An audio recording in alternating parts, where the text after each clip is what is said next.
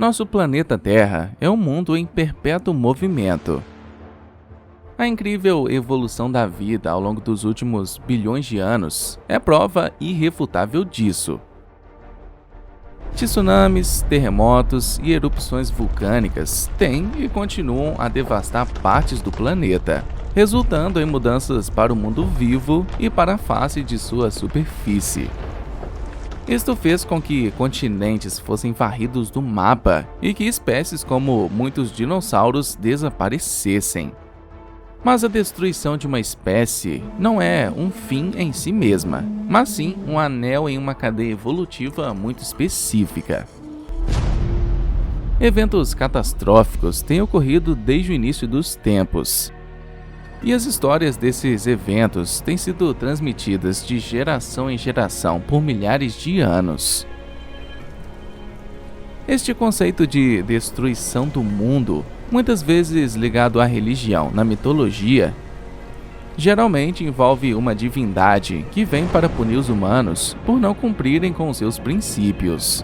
Mas, de todas as histórias lendárias registradas desde o início da vida, a história de Atlântida é a mais contada. Seu único nome representa o sonho e o mistério. Quase como se na consciência coletiva, esta ilha perdida sempre tivesse existido. Caro viajante, bom dia! Hoje vamos explorar os mistérios das profundezas em busca da famosa cidade perdida de Atlântida. Antes de partir para a aventura, pense em dar um like no vídeo e se inscrever no canal para não perder nada. Obrigado a todos e façam uma boa viagem! Detalhada pelo filósofo Platão como moradia de uma civilização muito avançada, com conhecimentos revolucionários, a ilha da Atlântida é um verdadeiro refúgio de paz. O clima é ideal e os atlantes desfrutam de terras férteis e de uma justiça impecável. Entretanto, este mundo maravilhoso chegou a um fim desastroso quando desapareceu sob as águas em um dia e uma noite após um cataclismo provocado por uma divindade. Hoje, a Atlântida continua a confundir os cientistas, mas continua muito misteriosa. Às vezes encontradas no Atlântico, às vezes na América, outras vêm da Sardenha, os restos mortais da cidade afundada. As teorias sobre o assunto sempre foram abundantes, mas hoje nenhuma delas se adequa à maioria. Mas qual é o ponto de partida das representações da Atlântida? Como surgiu sua história? Este continente desaparecido existiu realmente, ou é simplesmente um reflexo da fantasia de um modo de vida idealizado? O filósofo grego Platão foi o primeiro autor a escrever sobre a Atlântida em seus dois diálogos, o Timaeus e o Critias. Ele certamente estava longe de suspeitar na época que seu relato seria tema de debate apaixonado mais de 2000 anos após ter sido escrito. Platão nasceu em Atenas, 428 a.C. O filósofo veio de uma família rica e aristocrática. Platão não seria seu verdadeiro nome. De fato, de acordo com as práticas das grandes famílias e de seu país, ele deveria ter recebido o nome de seu avô, Aristócles. Platão, que vem de Platos e significa largura, teria sido, portanto, um apelido dado a ele em referência ao seu físico. De fato, Epitetos o descreveu como um homem bonito e robusto, com um ombro largo. Sua força teria lhe rendido 2 prêmios nos Jogos Olímpicos e nos Jogos Isthmian. Apesar de seu físico atlético, ele preferiu se dedicar a escrever poesia, tragédias e versos líricos. Depois, a pintura e a música vieram para completar seus conhecimentos artísticos. Foi em 408 a.C., quando ele decidiu deixar Atenas para se alistar no exército, que Platão conheceu Sócrates, um dos criadores da filosofia moral.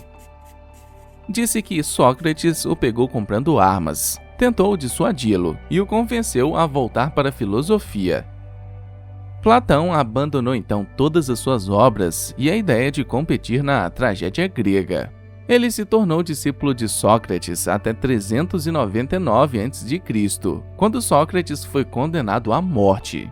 Segundo Diógenes Laerce, disse que Sócrates teve um sonho no qual viu um cisne no colo, que estava coberto de penas e voou para longe. No dia seguinte, Platão veio juntar-se a ele como discípulo. E Sócrates declarou que Platão era o pássaro que ele havia visto em seu sonho.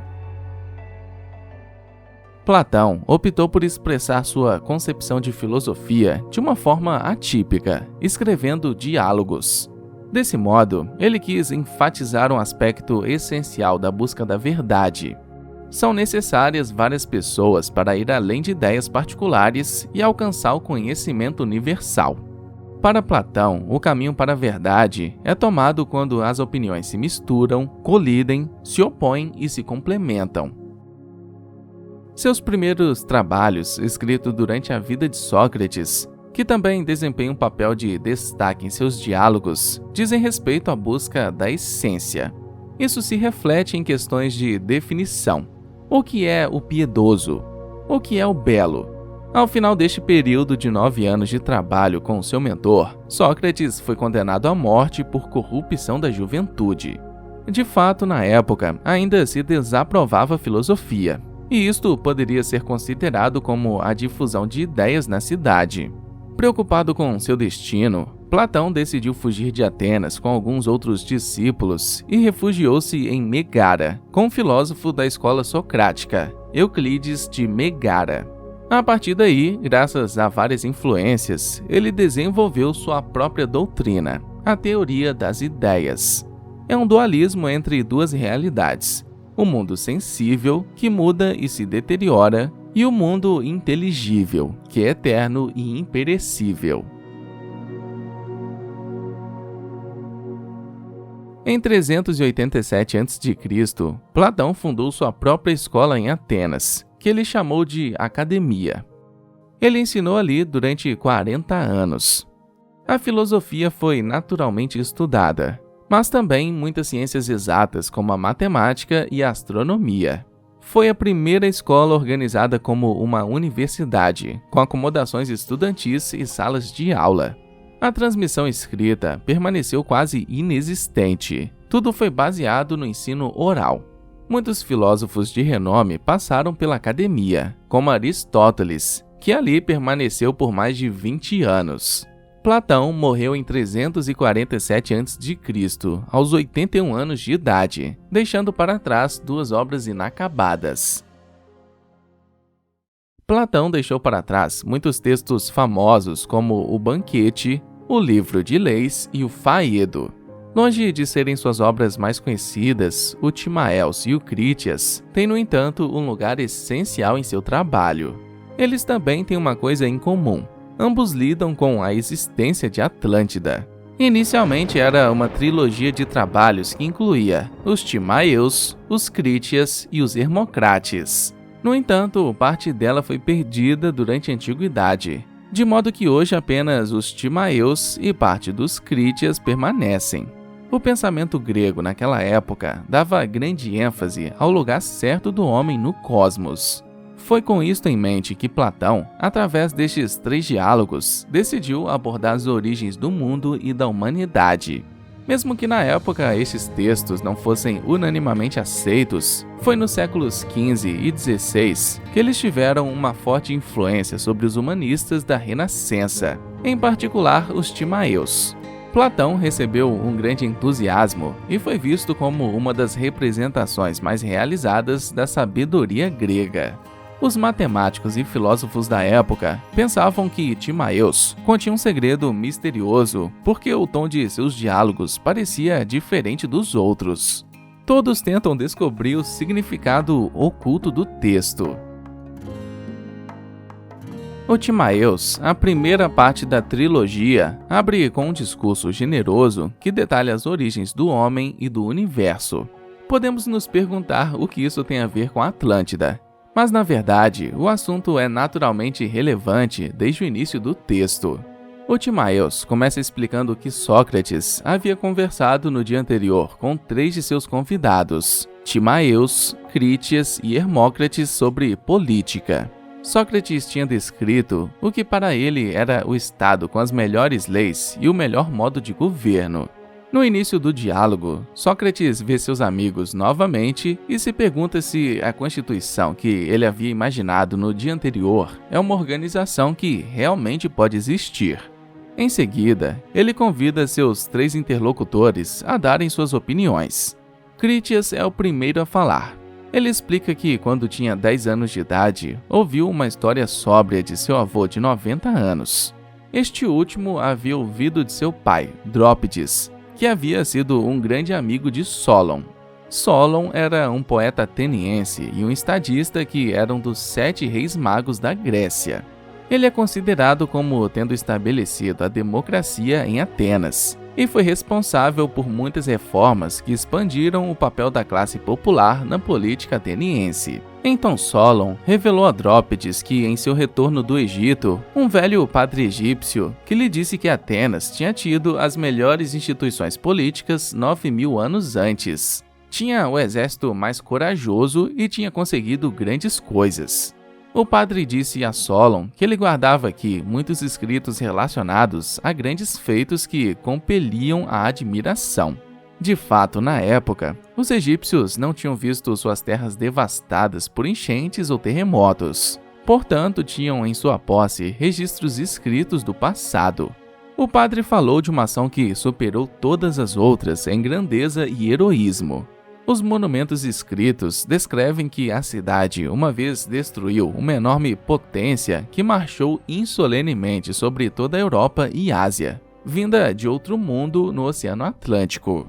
De acordo com as descrições deste padre egípcio, uma grande ilha surgiu além das colunas de Hércules, ou mais comumente chamado o Estreito de Gibraltar, chamada Atlântida. Era tão grande quanto um continente, muito maior do que a Líbia e a Ásia juntas. A partir desta ilha, pode-se ter acesso a outras ilhas e depois a todo o continente. Crítias nos diz que na Atlântida reinavam reis muito poderosos que tinham sob seu controle toda a ilha, bem como algumas outras partes do continente, como a Europa, Líbia e Egito. Mas a corajosa Atenas não viu dessa maneira. Seu exército lutou contra os atlantes invasores para acabar com a escravidão e dar liberdade total a todos os homens de além dos pilares de Hércules. Depois disso, Crítias descreveu um resultado brutal, com grandes terremotos e inundações engolindo a ilha da Atlântida e sua população em um único dia e noite. Crítias parou sua conversa sobre essas últimas palavras, mas prometeu voltar ao assunto no dia seguinte, já que os homens já haviam planejado se encontrar novamente. E assim nas Crítias, que as Crítias retomaram os primeiros elementos entregues, detalhando-os ainda mais. Para terminar o diálogo, Timaeus, o mais instruído de todos em matemática e astronomia, decide abordar um assunto completamente diferente. Por quase 100 páginas, ele expressa sua opinião sobre a formação do universo, assim como sobre a formação do homem. Ele demonstra que a construção das leis e constituições humanas deve ser feita em continuidade com as leis naturais. É fácil entender por que, após um monólogo tão longo, o texto leva seu nome. O Crítias é a continuação do Timaeus. Conforme acordado, os 4 homens se reúnem novamente no dia seguinte para continuar suas trocas. Como o Timaeus havia monopolizado o chão por muito tempo no primeiro texto, desta vez é Crítias que começa a falar. Como anunciado na véspera, Crítias trará hoje mais detalhes sobre o tema da rivalidade entre Atlântida e Atenas das origens. Ele escolhe detalhar cada pessoa separadamente a fim de contextualizar a luta entre as duas. Naquela época, os deuses tinham compartilhado a terra sem qualquer disputa. Cada um recebeu uma terra para se estabelecer e cuidar. Cada um dos deuses cuidava do povo que vivia em sua terra. Crítias até compara isso a um pastor com seu rebanho de ovelhas, mas sem ter que usar violência. Como pilotos habilidosos, os deuses usavam a persuasão para dirigir e liberar os homens. Críties afirma que foram Vulcano e Minerva os responsáveis pela Grécia e, portanto, Atenas. Nesta civilização, as mulheres também estavam envolvidas no trabalho da guerra, pois os deuses acreditavam que tanto o homem quanto a mulher podiam naturalmente exercer as faculdades inerentes à espécie. Havia diferentes classes de homens que estavam envolvidos em ofícios e agricultura.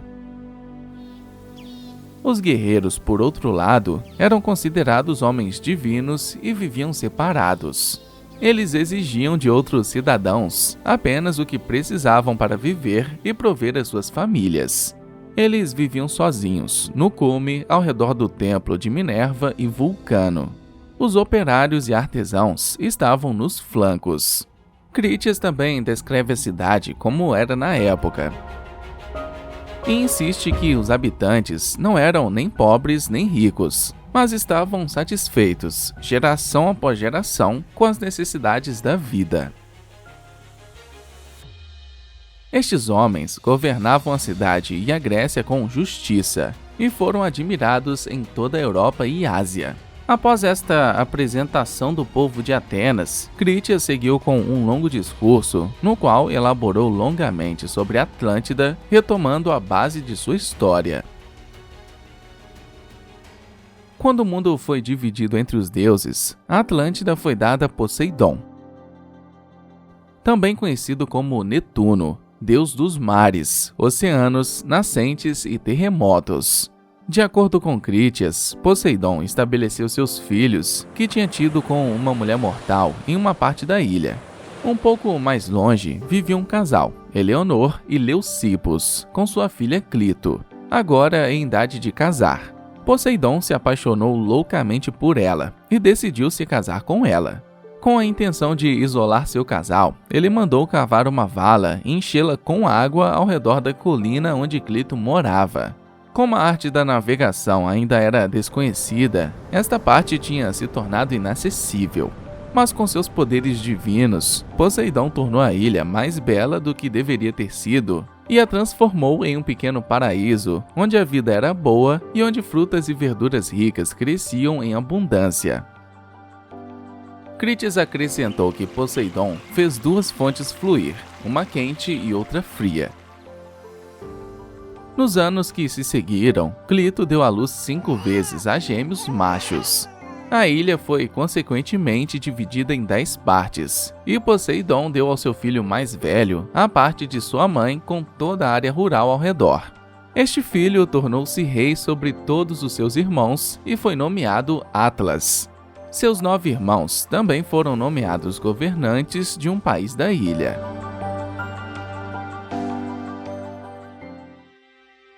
A soberania da Atlas foi transmitida de geração em geração. O descendente mais velho assumiu o trono, e o poder permaneceu na família por muitos séculos. Na ilha, os atlantes produziram tudo o que precisavam para atender suas necessidades, tanto em termos de alimentos quanto de materiais. Crítias fala de um metal, o orichalcum, o mais precioso de todos depois do ouro, que foi produzido em quantidade na Atlântida. A ilha estava, portanto, transbordando com os tesouros da natureza e nunca antes havia sido possuída tanta riqueza. Com todos esses recursos excepcionais, as pessoas construíram importantes infraestruturas como templos, palácios e portos. Eles construíram pontes a fim de criar o tráfego entre a ilha real e o resto do continente.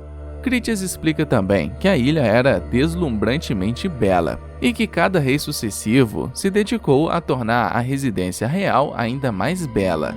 Todas estas construções foram feitas com pedras encontradas escavando nas laterais da ilha. A arquitetura foi adornada com pretos e vermelhos para deleitar os olhos. Crítias continua a nos dizer que, no meio do continente, estava o templo de Poseidon e Clito. Cercadas por paredes e adornadas com ouro, prata, marfim e orichalcum, sua residência simbolizava abundância, luxo e beleza. A cada ano, as 10 províncias do Império faziam ofertas às suas 2 divindades. O solo era supostamente muito alto acima do mar. O cuidado tomado por todos os reis que se sucederam tornou a terra fértil e criou uma organização que permite 2 colheitas por ano. A natureza ao redor era majestosa. Ao norte, grandes e belas montanhas cercaram a ilha e protegeram a terra. Prados regados por lagos e rios garantiam pasto para os animais, e as florestas ofereceram uma variedade de bosques e espécies para muitas artes. Lemos nas Crítias que os reis atlantes costumavam praticar um ritual no qual sacrificavam touros. A cada 5 ou 6 anos, eles se reuniam para deliberar se um deles havia transgredido uma lei e eles o julgavam. No centro do templo de Poseidon estava a coluna do Atlas, no qual estavam gravadas as leis. Esta coluna, representando o rei Atlas, é dita para erguer o céu. Isto é uma alusão ao fato de que a sociedade se baseia na aplicação da lei e na justiça. Crítias explica que os 10 reis devem perseguir um touro solto no templo com apenas cordas e bastões. O touro deveria então ser abatido no topo da coluna, simbolizando seu compromisso de governar de forma justa, sem corrupção. Um copo do sangue do touro também foi coletado e todos juraram não se desviar das leis e punir aqueles que não o fizessem. Através deste longo ritual, os reis se comprometeram a permanecer moderados e equilibrados e não se perverterem. Várias gerações se seguiram, durante as quais os atlantes permaneceram humildes, não valorizando sua riqueza e não se deixando perturbar pela opulência. Entretanto, Crítias nos diz que chegou um momento em que os atlantes se deixaram dominar pelo desejo de se tornarem ainda mais poderosos e ricos. O padre egípcio informou a Solon que Atenas havia derrotado os invasores atlantes e dado liberdade a todos os países dentro dos pilares de Hércules. Em seguida, Júpiter, o mestre dos deuses que governam a terra, o céu e todos os seres vivos, quis castigar o povo atlante por seus desvios, a fim de torná-los mais sábios. Crítias nos diz que Júpiter reuniu todos os deuses do santuário do céu e diz: é assim que Crítias terminam, interrompido no meio da frase. Platão não dá uma dica do que Júpiter lhes disse, deixando dúvidas, curiosidade e frustração na mente do povo. O Timaios revela, no entanto, que ocorreram terremotos e enchentes extraordinárias, devastando toda a ilha em um único dia e noite. Embora a existência de uma verdadeira Atlântida, como descrita por Platão, deixe muitas mentes bastante perplexas, os estudiosos têm, no entanto, se pronunciado a favor das teorias estabelecidas nos Timaios e nas Críticas. Embora desprovidos de provas, essas pessoas argumentaram seu caso com textos e estudos aprofundados, confiando nos avanços científicos para relegar o testemunho de Platão à realidade. 3 teorias se destacam fortemente: Bacon's, Blavatsky's e Donnelly's. O primeiro filósofo a abordar a questão da Atlântida, depois de Platão, foi Francis Bacon. Nascido em 1561 em Londres, este cientista, filósofo e estadista inglês foi um dos pioneiros da abordagem científica moderna. Ele defendeu a ideia de que era necessário construir uma ciência útil ao homem por meio de técnicas para dominar a natureza. Segundo Bacon, é necessário liberar o intelecto dos preconceitos que limitam o pensamento. Ele examinou a lenda da cidade afundada em seu livro A Nova Atlântida. Para o filósofo, a história do continente coincide com a da América, e mais particularmente com a do Brasil de hoje. Seu nível de civilização teria sido muito maior num passado distante do que no século XVII. Segundo Bacon, a Atlântida foi vítima de um dilúvio ou inundação que ocorreu 1000 anos após o dilúvio universal.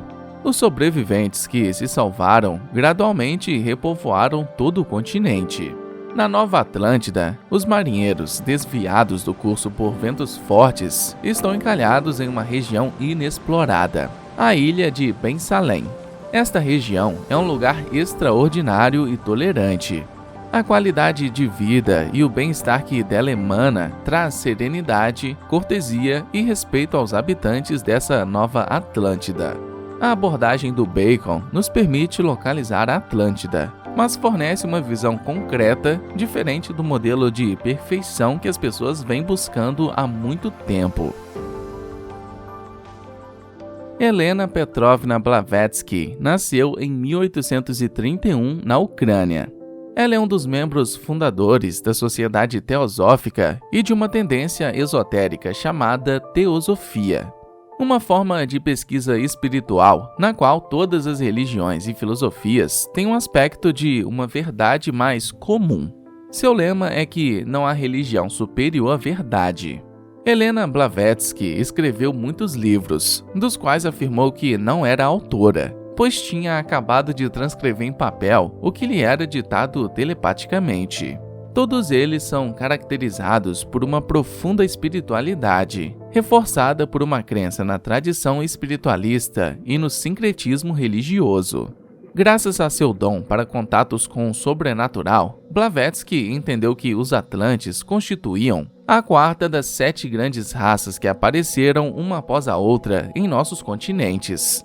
Foram eles que viveram na América de hoje de 1 milhão a 80 mil a.C. Para ela, a raça Atlante está na base das grandes civilizações ocidentais, a mais brilhante das quais teria sido a civilização tolteca, inventora da telepatia e dos aviões a jato.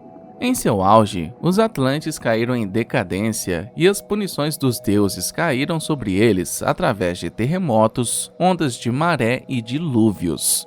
Assim, é justo supor que a catástrofe mencionada por Platão foi a última de uma série de eventos menos destrutivos.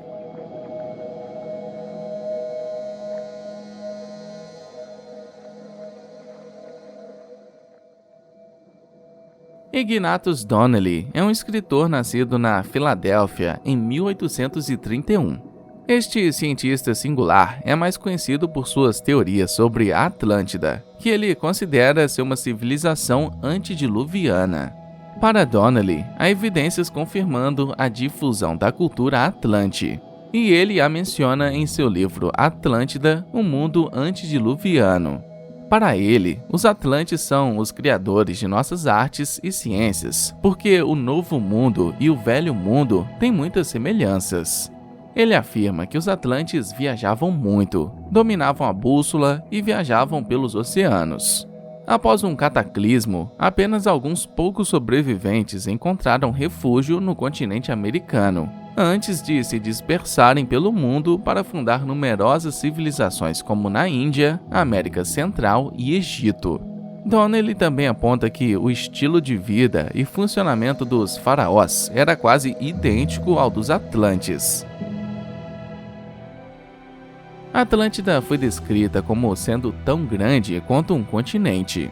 Em um centro, tinha uma vasta planície de 550 km de comprimento e 370 km de largura. A terra era rica e fértil, e a vida no continente era boa. Além das descrições de Platão, outros autores têm escrito sobre a vida dos Atlantes.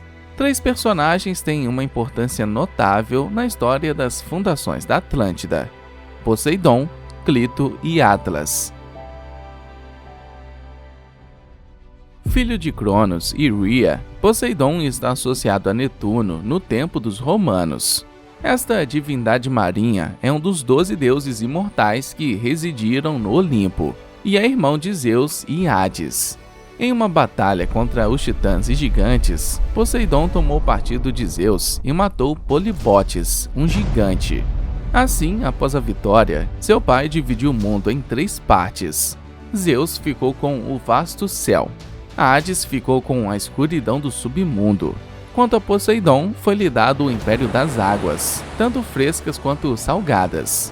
Assim, ele se tornou o deus do mar, dos oceanos, da navegação, das tempestades e dos terremotos.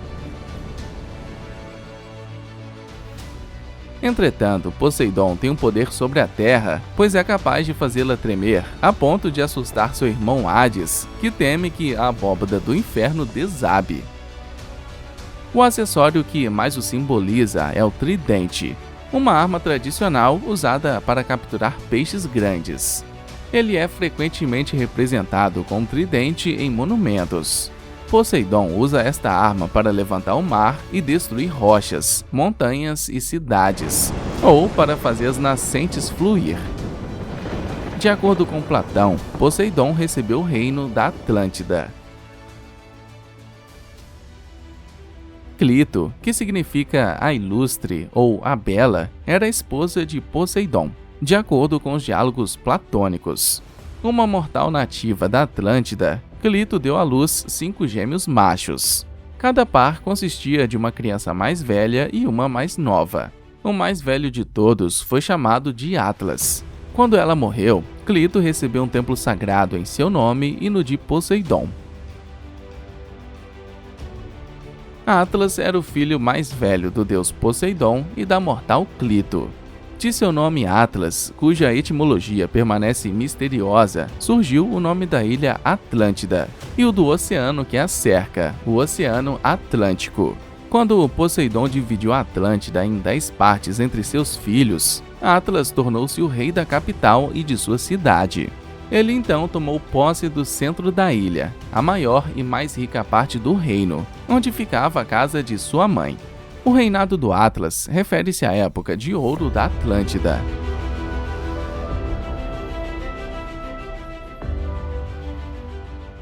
Os Atlantes, habitantes da Atlântida, eram pessoas cheias de virtude e autenticidade. Sua forma de fazer justiça e a organização de seus países foram a prova disso. A qualidade de seus equipamentos demonstrou uma inteligência superior. De fato, os Atlantes haviam desenvolvido técnicas muito avançadas e construído infraestruturas particularmente avançadas. Eles viviam em luxo e abundância. Entretanto, esta riqueza excessiva levaria o povo Atlante a melhor sobre o povo Atlante. Obcecados com a ideia de querer mais e mais, decidiram conquistar outras terras na tentativa de dominar seu povo e aumentar ainda mais sua riqueza. Mas Júpiter teve uma visão muito fraca deste comportamento, o que era contrário às regras estabelecidas desde o início dos tempos. Assim, após a derrota dos Atlantes por Atenas, Júpiter provocou um cataclismo apocalíptico que levou à queda e ao desaparecimento da Atlântida e de toda a sua população.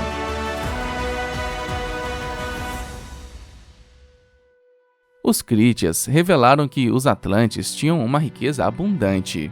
Embora tenham adquirido alguns bens de fora da cidade, a maioria de tudo que precisavam era produzido e disponível no continente. E foi este ponto que fez dele um poder tão grande. Devido ao clima favorável, os Atlantes podiam colher 2 vezes por ano.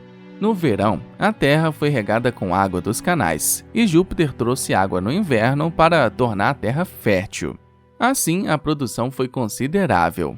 Havia todos os tipos de plantas, ervas, perfumes, raízes, frutas e vegetais. Aquele que os Atlantes chamam de fruto da videira serviria para produzir um alimento sólido, como eles o chamam. A ilha, graças à sua natureza florescente, foi capaz de suportar muitas espécies de animais, tanto domésticos como selvagens, incluindo elefantes que estavam amplamente representados. As cidades eram regadas por lagos e rios, e cercadas por planícies que proporcionavam excelentes pastos para que os animais se alimentassem. 2 consideráveis nascentes quentes e frias foram cercadas por árvores e edifícios apropriados à beleza do lugar. Diferentes cisternas foram disponibilizadas de acordo com o lugar de cada pessoa na cidade, família real, indivíduos ou animais. Os Atlantes conseguiram extrair todos os metais, duros ou maleáveis das minas, incluindo o orichalcum, o segundo metal mais precioso depois do ouro.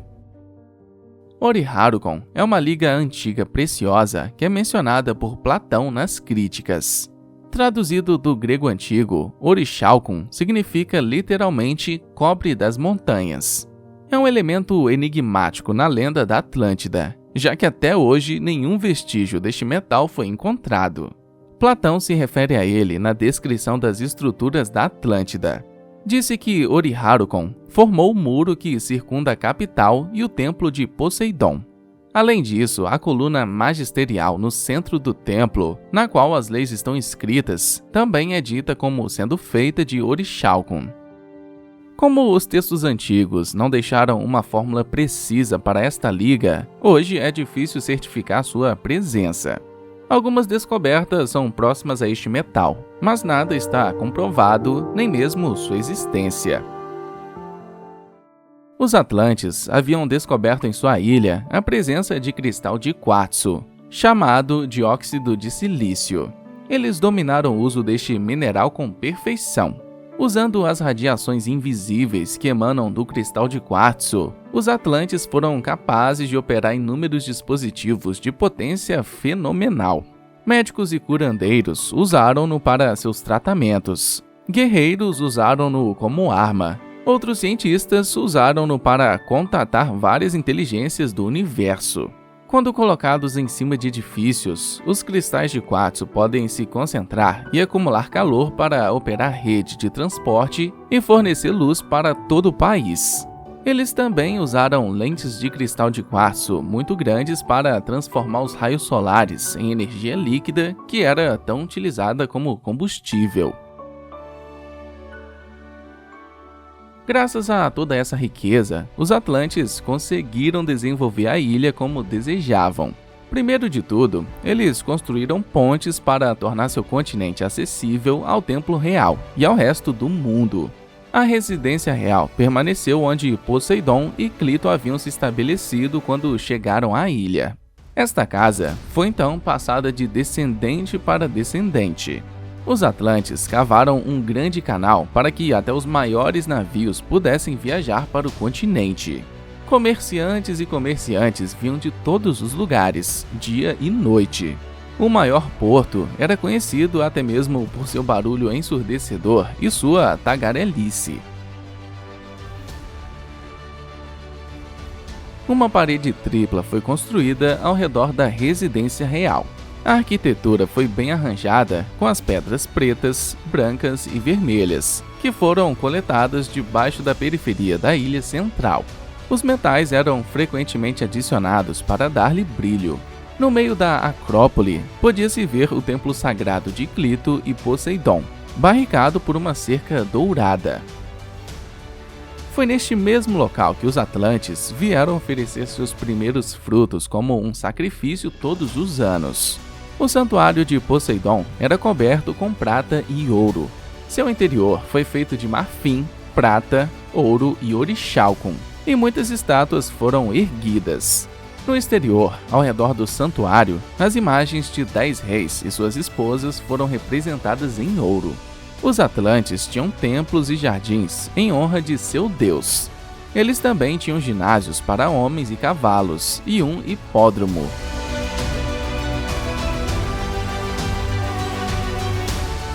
Desde o início, a administração da Atlântida foi clara. Cada rei era responsável pela parte do território para a qual ele foi nomeado governante. Eles eram livres para punir e condenar à morte como achassem conveniente, exceto para os membros de sua própria família, caso em que precisavam do consentimento de mais da metade dos outros reis.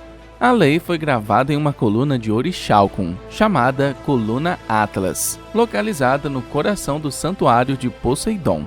A fim de prestar contas de suas próprias ações diante da justiça e de garantir a lealdade de cada rei, a cada 5 ou 6 anos, alternando de modo a não favorecer o estranho de fora ou estranho de dentro, o sacrifício dos touros e o pacto de sangue acontecia. Na astrologia, o touro é um símbolo de riqueza e aumento de recursos.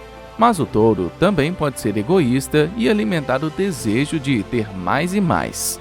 O vício do poder é um perigo para os reis e pode conduzi-los à sua queda, travando guerras de conquista sem sentido.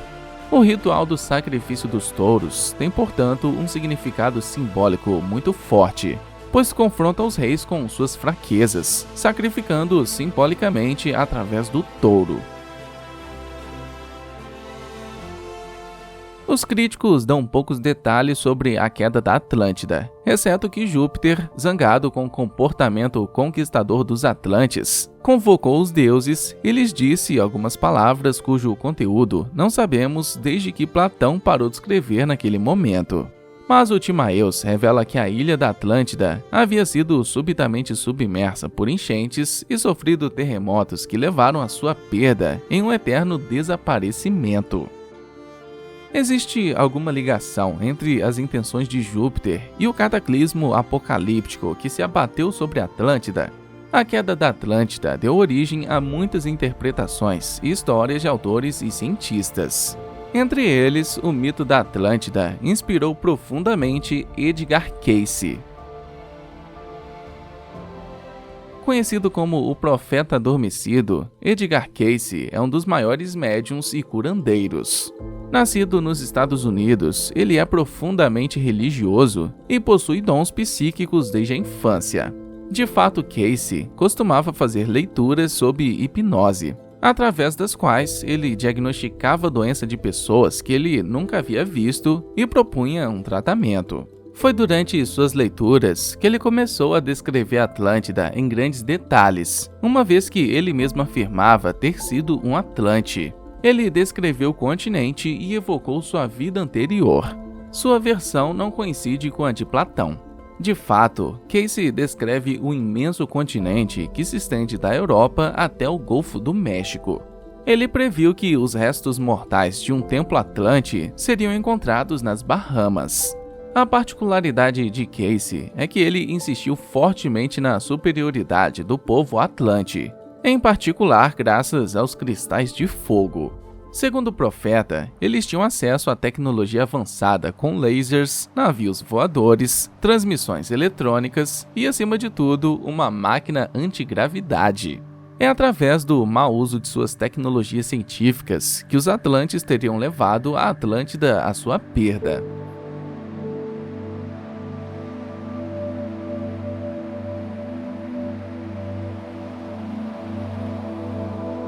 Como padre Atlante em uma vida anterior, Cayce afirmou ter testemunhado o afundamento do continente.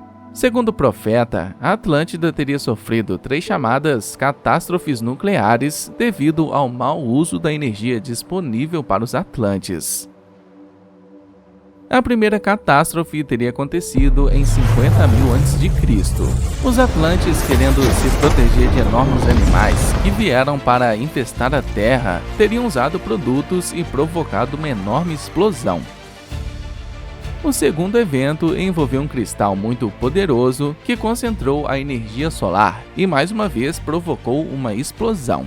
A Atlântida então começou a sofrer um engolfamento gradual que terminou com uma terceira explosão atômica por volta de 10.000 a.C.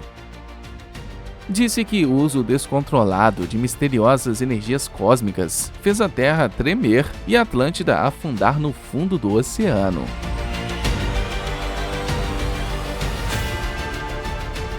Antes de poder afirmar as razões precisas da queda da Atlântida, é essencial levar em conta sua localização, que ainda não é um dado adquirido, mesmo que já tenham sido apresentadas hipóteses concretas. No entanto, graças ao progresso da arqueologia, sabemos que durante certos períodos muito distantes, a Terra sofreu grandes cataclismos naturais, causando a destruição de países inteiros e mudando sua aparência. No século XX, foi apresentada a teoria da tectônica de placas. Este modelo científico explica a dinâmica global do envelope rígido da superfície da Terra. Há 600 milhões de anos, um supercontinente chamado Rodinia quebrou-se em blocos que depois se moveram por vários milhões de anos até se unirem para formar os continentes atuais. De acordo com cientistas, houve 5 destruições de todas as formas de vida nos últimos 4 bilhões de anos. A última destas destruições ocorreu há 65 milhões de anos, provavelmente devido ao famoso ataque de asteroides na província de Yucatán, causando o desaparecimento de muitos dinossauros. Um terremoto é um conjunto de vibrações da superfície terrestre que se originam do fraturamento de rochas em profundidade. Como os vulcões, os terremotos são fenômenos ligados à atividade interna da Terra. Os dois fenômenos estão de fato ligados. Todos os anos, nosso planeta é atingido por 50 mil terremotos, embora apenas 1% deles representem um perigo real. As consequências quando chegam a áreas habitadas são colossais. Na região do Estreito de Gibraltar, está sujeita a alta atividade sísmica. Em 1755, após um tremor sísmico que abalou Lisboa, a população viu o oceano recuar repentinamente, só para retornar 40 minutos depois com um enorme muro de água varrendo tudo em seu caminho. Este desastre causou quase 100 mil vítimas. O que aconteceu naquele dia ecoa o relato de Solon sobre a destruição da Atlântida. No passado, a destruição causada por uma erupção vulcânica estava ligada na mente dos homens ao sobrenatural e ao extraordinário. Uma erupção vulcânica é quando lava e gases são liberados de um vulcão, muitas vezes de forma explosiva. Os vulcões são mais frequentemente encontrados onde as placas tectônicas se encontram ou se afastam. Desde o final do século XVIII, este fenômeno geológico causou 250 mil mortes, 70% das quais ocorreram em apenas 4 erupções. A erupção vulcânica que deixou a maior marca na mente das pessoas é a de Pompeia, uma antiga cidade italiana que foi completamente destruída pela erupção do Vesúvio em 79 d.C. Esta é uma prova real do poder destrutivo da natureza. Desde tempos imemoriais, as pessoas consideram o céu como o domínio dos deuses que manifestaram seus estados de ânimo através de fenômenos atmosféricos. Assim, os efeitos celestes naturais foram percebidos como a ira dos deuses. Os cometas são estrelas com um núcleo brilhante e um rastro gasoso. Eles foram interpretados como um sinal premonitório de cataclismo futuro. No passado, os cientistas não tinham as técnicas astronômicas modernas que hoje lhes permitem definir a massa do cometa, sua trajetória ou sua morfologia. Durante os últimos 2.200 anos, mais de 800 cometas visitaram o Sistema Solar sem causar nenhum dano. Entretanto, em julho de 1994, um cometa desintegrado caiu em Júpiter em mais de 20 fragmentos. Cada um medindo 1,5 km de diâmetro e viajando a uma velocidade de 3.000 km por hora. As consequências de qualquer contato com a Terra teriam sido catastróficas. Os cientistas não estão convencidos de que a queda da Atlântida tenha sido ligada à queda dos corpos celestes. Mas alguns atlantes estão convencidos de que a Terra foi atingida por um cometa, causando uma inversão de polos, uma inundação universal e a destruição da Atlântida. Os meteoritos são fragmentos de corpos celestes que atingem a crosta terrestre. Eles ainda são um pouco mais prováveis de ocorrer na comunidade científica. De fato, há cerca de 5.000 anos, um grande meteorito de 200 metros de diâmetro e movendo-se a uma velocidade de cerca de 30 km por segundo, caiu sobre a Terra, causando terremotos e uma onda de dezenas de metros de altura, destruindo tudo em seu caminho. Toneladas de lixo foram levantadas a centenas de metros de altura, impedindo a passagem da luz. Sem a luz solar, a temperatura caiu e a Terra se tornou infértil. Tal evento poderia teoricamente ter ocorrido na Atlântida, mas sem provas arqueológicas e geológicas, continua impossível de afirmar. No Timaeus, Platão revela uma informação significativa sobre a localização geográfica da Atlântida, pois naquela época era possível atravessar este mar. Tinha uma ilha, em frente a esta passagem que você chama de as Colunas de Héracles. Estas famosas colunas, também conhecidas por seu nome latino, Coluna de Hércules, representam simbolicamente as duas montanhas que bordejam o Estreito de Gibraltar. Foi Diodorus da Sicília, um historiador grego do século I a.C., que deu origem à lenda de Hércules, que usou sua força para cortar um caminho através da montanha, outrora chamado Atlas. Foi assim que ele criou o Estreito de Gibraltar e conectou o Mar Mediterrâneo ao Oceano Atlântico. Localizado no sul da Espanha e norte de Marrocos, o Estreito de Gibraltar é a única passagem marítima que liga o Mar Mediterrâneo e o Oceano Atlântico. Sua largura varia entre 14 km em Tarifa e Punta Círis e 60 km do Cabo Trafalgar ao Cabo Espartel. O estreito alcança uma profundidade de 1.000 metros. A existência do Estreito de Gibraltar está diretamente ligada à tectônica de placas que moldaram a passagem da Terra desde suas origens. Na superfície, a água do mar que é menos salgada será mais leve e tenderá a fluir para o Mediterrâneo, enquanto a água do mar que é mais densa causará uma corrente na direção oposta no fundo.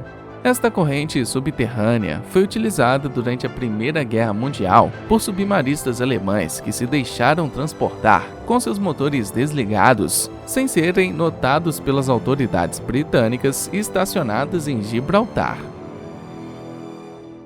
Jacques Collin Girard, geólogo francês e pré-histórico, professor da Universidade de Aix-en-Provence, trabalhou durante muito tempo para confirmar a hipótese de que Atlântida estava realmente localizada onde Platão disse estar, em frente às colunas de Hércules.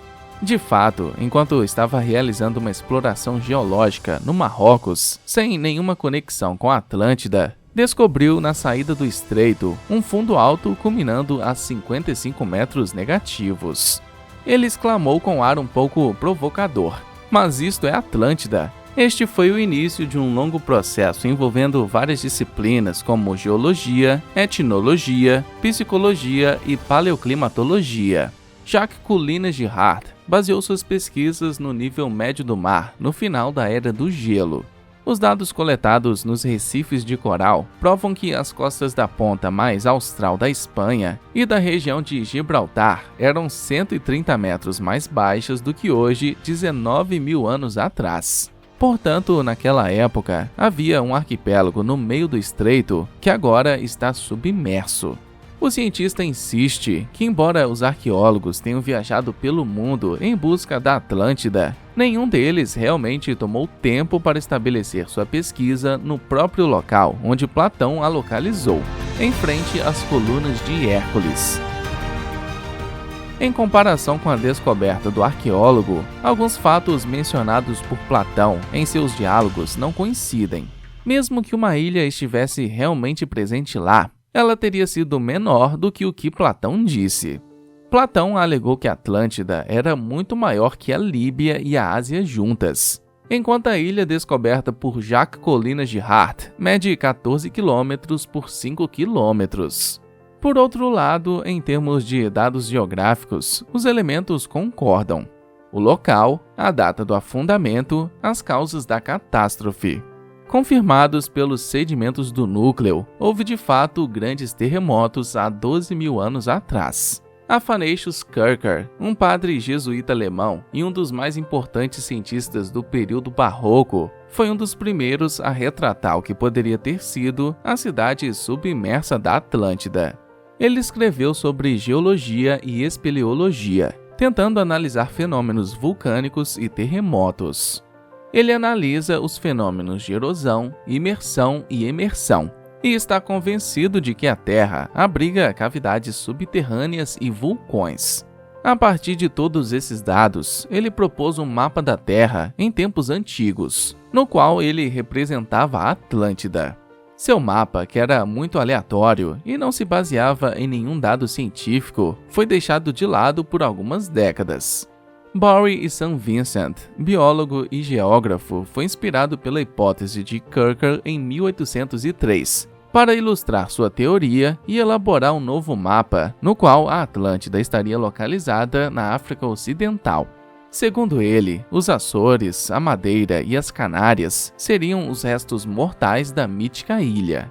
No final do século XIX, Uma exploração dos baixios próximos aos Açores mostrou a existência de uma cordilheira submarina, como uma zona de fratura na crosta terrestre que pode conter numerosos vulcões. Santorini é uma ilha grega no mar Egeu. Também conhecida como Thera, é a maior ilha de um pequeno arquipélago vulcânico composto por 4 outras ilhas. O arquipélago de Santorini. Localizada a cerca de 110 quilômetros ao norte de Creta, Santorini é uma das ilhas mais espetaculares do mundo por sua beleza natural e é um dos principais destinos turísticos da Grécia. Disse que seu primeiro nome foi Callister, que significa o mais belo. Mais tarde foi renomeada Thera, em homenagem ao colonizador Dorian Teras.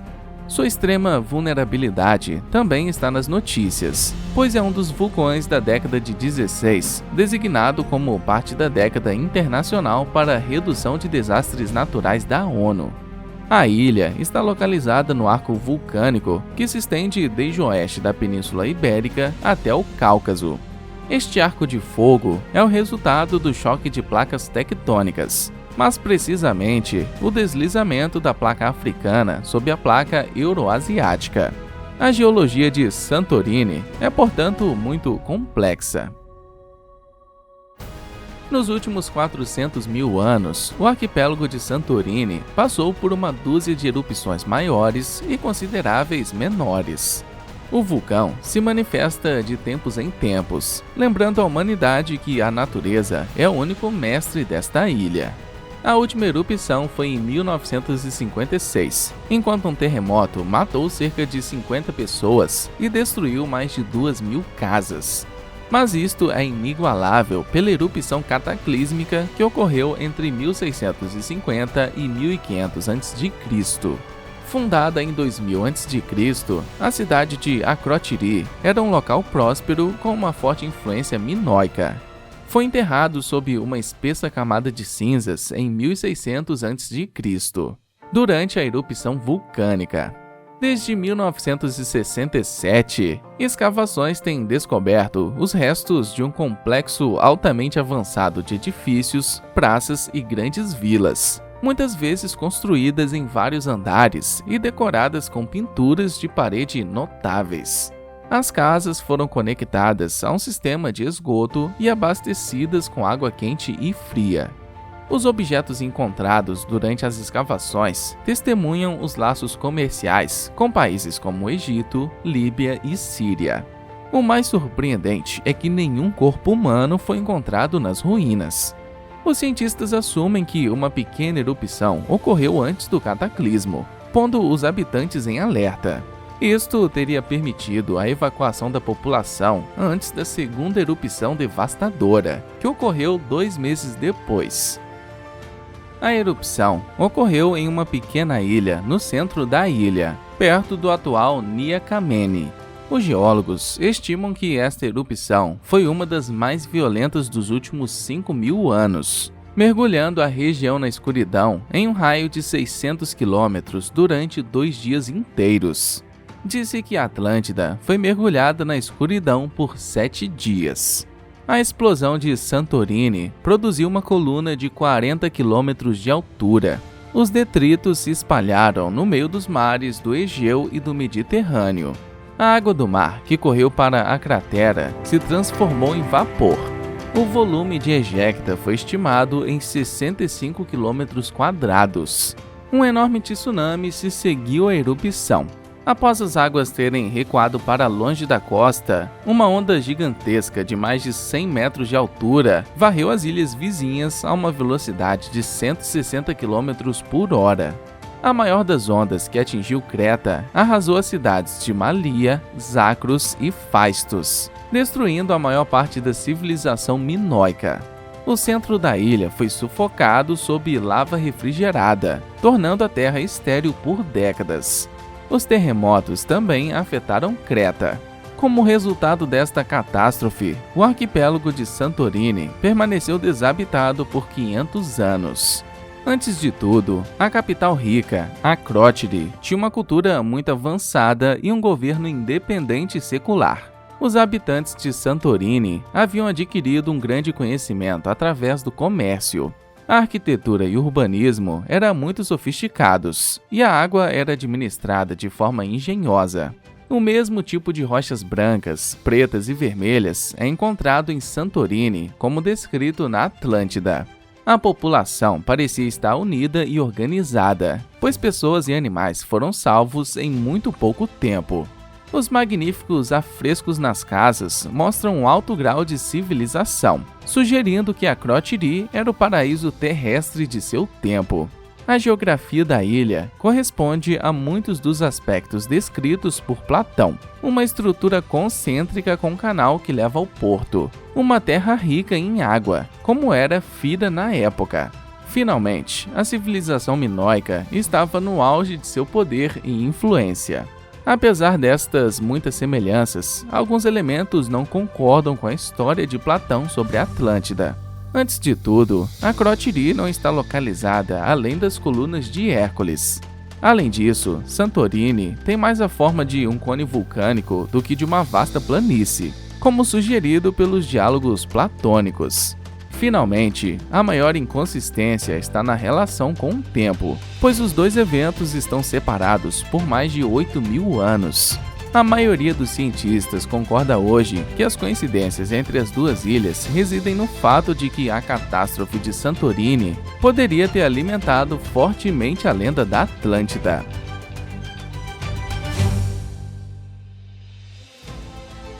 Voltemos a Edgar Cayce, o famoso profeta adormecido que foi capaz de relatar detalhes muito precisos da Atlântida graças às suas sessões de hipnose e sua suposta vida anterior como atlantiano. Além do relato preciso da queda de Atlântida, o meio tinha anunciado que os restos do continente perdido seriam encontrados na região de Bimini, nas Bahamas, no Oceano Atlântico, por volta de 1968-1969. Cayce morreu em 1945 e foi de fato mais de 20 anos depois que sua profecia arqueológica foi cumprida. Precisamente em 1968, entre os bancos de areia das Bahamas, foram descobertas possíveis construções submersas e elevações inexplicáveis do fundo do mar. Estes são os restos da Atlântida. O debate não é unânime. Mesmo que as descobertas desses restos submarinos façam pensar em uma antiga cidade afundada, nenhuma evidência confirma vestígios de atividade humana. A teoria de Cayce foi, no entanto, apoiada pela lenda que circunda o Triângulo das Bermudas.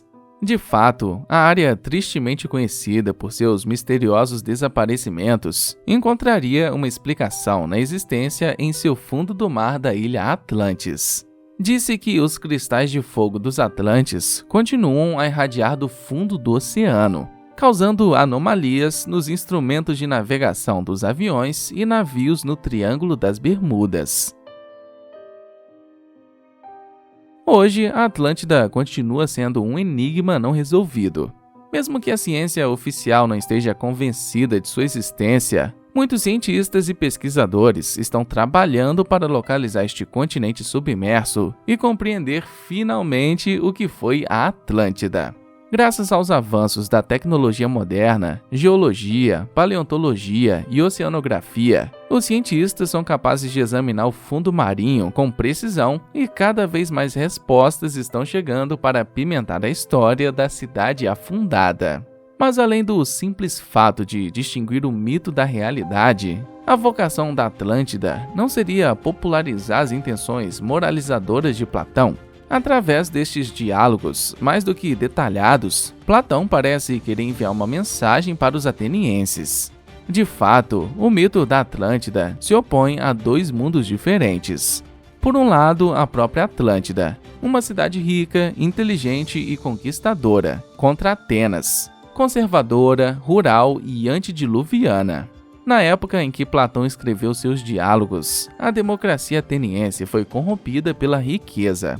Nesta oposição de duas faces, os deuses decidem tomar o partido da austera, mais virtuosa Atenas das origens e punir a sedutora, mais orgulhosa Atlântida. No final, as razões da catástrofe são de pouca importância. É a sede de poder e riqueza que terá levado os Atlantes ao melhor como um verdadeiro castigo, levando-os à sua própria destruição. A história é um aviso para a sociedade que esquece a si mesma, esquece as leis da natureza e esquece que o homem não é o mestre dos elementos. Como um aviso para lembrar toda a humanidade o que aconteceu há 12 milênios.